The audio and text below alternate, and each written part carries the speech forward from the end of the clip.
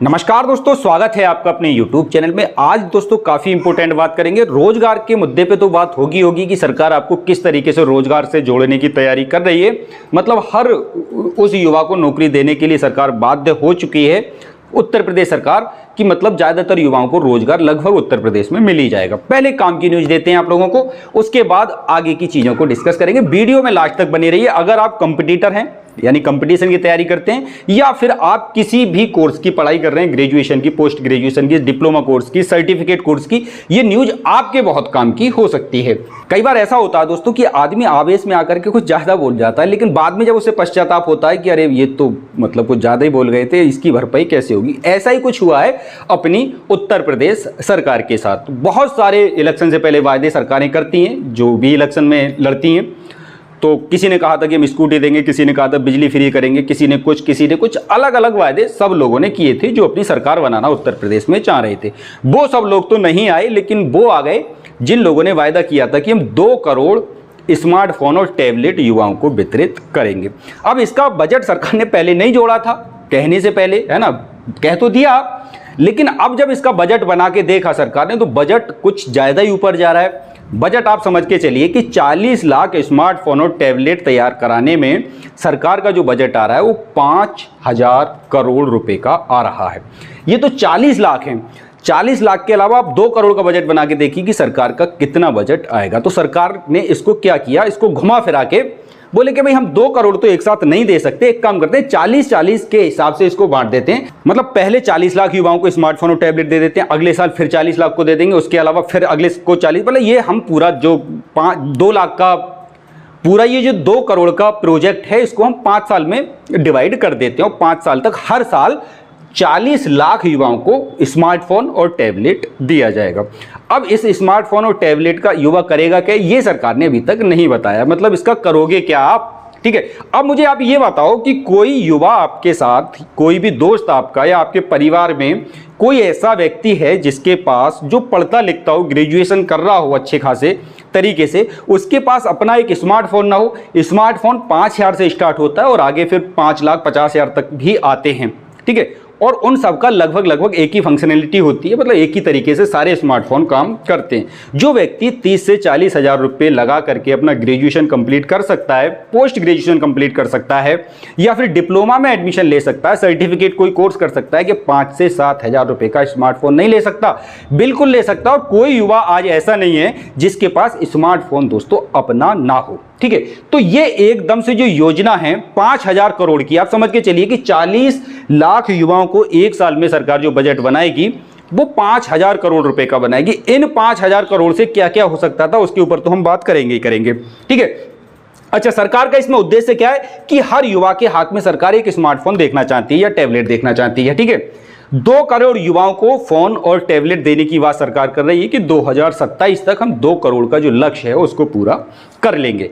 अब आप ये सोचिए दोस्तों कि उत्तर प्रदेश में कितने अच्छे लेवल की बेरोजगारी है। अच्छे लेवल की बेरोजगारी इसलिए क्योंकि अच्छे लेवल की जनसंख्या है। यहाँ पे 25 करोड़ जनसंख्या किसी राज्य की हो, और वहां पे आप खुद ही समझ के चलो कि एक तो वो प्रदेश वैसे ही पूरी भारत के अंदर सबसे निचले पायदान पे आता है। किसी भी लेवल पे ले लो, भ्रष्टाचार में भी सबसे ऊपर है, ठीक है। किसी भी लेवल पर आप उसको आंक लो, वो सबसे नीचे ही आता है। बिहार और उत्तर प्रदेश, जो कि गरीब या पर कैपिटा इनकम भी आदमी की बहुत कम है, ऐसे राज्य में दोस्तों इस तरह की योजनाएं लाना किसी भी तरीके से मेरे हिसाब से तो दोस्तों ठीक नहीं। आप लोग इस पे क्या सोचते हैं, अपनी राय कमेंट्स में मुझे बता सकते हैं। इन 5,000 करोड़ से क्या क्या किया जा सकता था? इस 5,000 करोड़ से कई सारे प्रोजेक्ट चलाए जा सकते थे जिनमें युवाओं की भागीदारी ली जा सकती थी, युवाओं को जोड़ा जा सकता था। जैसे 58,000 पंचायत सहायकों को निकाला था, भले ही 6,000 की सैलरी थी, लेकिन एक पैसिव इनकम थी, हर महीने 6,000 रुपये आएंगे ही आएंगे। इसके अलावा आप युवाओं को बेरोजगार भत्ता भी दे सकते हैं, है ना। भले ही आप उसको कम करो, 2,000 3,000 दो, जिससे कि उसके घर में उसकी रेपुटेशन, फॉर्म वगैरह जो भरने का चार्ज है और आने जाने का कहीं किराया वगैरह, वो तो खुद से वहन कर सकता था। इसके अलावा और भी बहुत सारी योजनाएं हो सकती थी जिसमें जो उत्तर प्रदेश का युवा है उसको जोड़ा जा सकता था। मतलब कहने का यह है कि उसको रोजगार से किसी न किसी माध्यम से जोड़ा जाना जरूरी था और जरूरी है, ठीक है।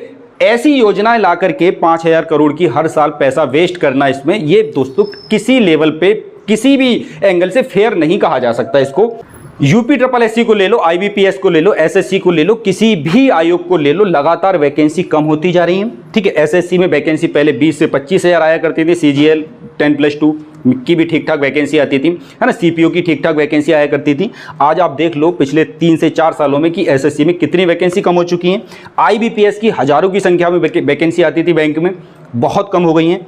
यूपी ट्रिपल एससी में तो लगभग वैकेंसी खत्म सी हो गई है, वैकेंसी कोई आ ही नहीं रही। 15-16 में कुछ वैकेंसी देखने को मिली थी, उसके बाद छुटपुट वैकेंसी 1500 जूनियर स्टैंड निकाल दिए, 300 स्टेनोग्राफर की वैकेंसी निकाल दी, 200 मंडी में निकाल दी। इस तरह के दोस्तों नोटिफिकेशन लगे हैं, ये आपने भी देखे होंगे। अब से पहले 2015-16 में यूपी ट्रिपल एससी का जो आलम था वो ये था कि बीडीओ की 3-3, 4-4 हज़ार वैकेंसी लगातार नोटिफिकेशन आ रहे थे। लेखपाल की 8-10 हज़ार वैकेंसी एकदम आ रही थी, 15,000 के समथिंग वैकेंसी, चकबंदी की वैकेंसी आ गई, रेवेन्यू इंस्पेक्टर की वैकेंसी आई थी, कांस्टेबल की 50-50 हज़ार वैकेंसी आ रही थी। कोई बड़ी वैकेंसी दोस्तों उत्तर प्रदेश में पिछले 3 से 4 सालों में देखने को नहीं मिली है। एक दरोगा वैकेंसी को अगर हम हटा दें तो वहां तो 9,500 पद देखने को मिले। और शिक्षक भर्ती की बात हम करेंगे नहीं, क्योंकि शिक्षक भर्ती में तो पद ज्यादा होते हैं तो ज्यादा निकाले ही जाते हैं, उसमें ज्यादा कुछ कहने वाली बात है नहीं। हम बात कर रहे हैं उत्तर प्रदेश में योगी सरकार की। जब से योगी सरकार आई है उत्तर प्रदेश के अंदर, तब से दोस्तों पदों का जो लगातार घटने की प्रक्रिया है वो चलती चली जा रही है और ज्यादा पद कम हो रहे हैं। तो इस वीडियो में जो बताने का मेरा उद्देश्य था दोस्तों वो ये था कि सरकार ने ये एक नया प्रोजेक्ट बनाया है। ये नया प्रोजेक्ट नहीं है, ये वही 2 करोड़ वाला प्रोजेक्ट है। इसको तोड़ मरोड़ के करने की कोशिश कर रही है कि हमारे ऊपर रेवेन्यू का सार थोड़ा सा कम पड़े और हम युवाओं को भी खुश कर सकें। लेकिन इस सब योजनाओं को बंद करें, किसी को स्मार्टफोन टैबलेट की जरूरत नहीं है, ठीक है ना। और भी बहुत सारी योजना है, युवाओं को रोजगार चाहिए, उसको ये फालतू की चीज़ें नहीं चाहिए। लगातार पेट्रोल महंगा होता चला जा रहा है ना, महंगाई बढ़ती चली जा रही है, आमदनी का कोई स्रोत इंसान के पास जब नहीं होता है तो वहाँ पे दिक्कतें दोस्तों बहुत तरह की पैदा होती हैं। आप समाज में रहते हैं, आपको पता होगी कि चीज़ों के रेट कितने बढ़ चुके हैं इन पिछले 5 से 10 सालों में। ये नहीं कह रहा हूँ कि योगी सरकार आने से, मोदी सरकार आने से महंगाई बढ़ी है। महंगाई बढ़ने का एक अपना एक क्रम होता है, लेकिन महंगाई बढ़ने के साथ साथ आप रोजगार के साधन भी लोगों को मुहैया कराइए, उनकी आय भी बढ़नी चाहिए। अगर आदमी की आमदनी नहीं बढ़ेगी और महंगाई बढ़ती रहेगी तो दोस्तों दिक्कतें फिर ऐसी होना शुरू हो जाएंगी जैसा कि हाल श्रीलंका में अभी आपको देखने को मिल रहा है। महंगाई जितनी चाहे बढ़ा दीजिए, लेकिन उसके हिसाब से आदमी की आय भी बढ़नी जरूरी है, ठीक है ना। युवाओं को जिसकी जरूरत है वो उसको दो, ना कि ये सारी चीजें किसी को चाहिए किसी को नहीं चाहिए, ठीक है ना। ये सब फालतू की बातें सब लोग जानते हैं। ना तो किसी को बिजली फ्री दो, ना किसी को गेहूं चावल फ्री दो। आप फ्री कुछ मत दो किसी को। फ्री देने का क्या मतलब, जो देश फ्री देते हैं वो बर्बाद होते हैं, ठीक है ना। ऐसे बहुत सारे देश हैं जो बर्बाद हो चुके हैं। श्रीलंका बिल्कुल बर्बाद हुआ पड़ा है, ठीक है। पाकिस्तान बिल्कुल कंगाल होने की कगार पे खड़ा हुआ है, ठीक है। उसके बाद सूडान, बहुत सारे ऐसे देश हैं जो बर्बाद हो चुके हैं फ्री के चक्कर में। सरकारें अपना हित साधने के लिए ये फ्री देंगे वो फ्री देंगे और उसके बाद सब लुट जाती हैं, खत्म। आप पंजाब को ही देख लो कि ये फ्री दिया जाएगा वो फ्री दिया जाएगा। पंजाब की अगर आप इकोनॉमी को देखोगे वहां की, तो लाखों करोड़ के कर्जे में आज पंजाब डूबा पड़ा, लेकिन सरकार है कि हम फ्री देंगे, ये करेंगे वो करेंगे। ऐसी चीजें दोस्तों बंद होनी चाहिए देश के अंदर, और इन सब के लिए हमें जागरूक रहना पड़ेगा और इन सब के लिए आवाज उठानी पड़ेगी। और इसका एक तरफ से दोस्तों बायकॉट करिए आप कि हमें स्मार्टफोन वगैरह नहीं चाहिए। इसके लिए आप चाहें तो कैंपेन भी चला सकते हैं, ट्विटर कैंपेन, या फिर अपनी आवाज जिस भी प्लेटफॉर्म से उठाना चाहें वहां से उठा सकते हैं। आप लोग क्या सोचते हैं कमेंट्स में आप हमें अपनी राय अवश्य बताएं। मिलेंगे आप लोगों से नेक्स्ट अपडेट में, तब तक के लिए जय हिंद, जय भारत।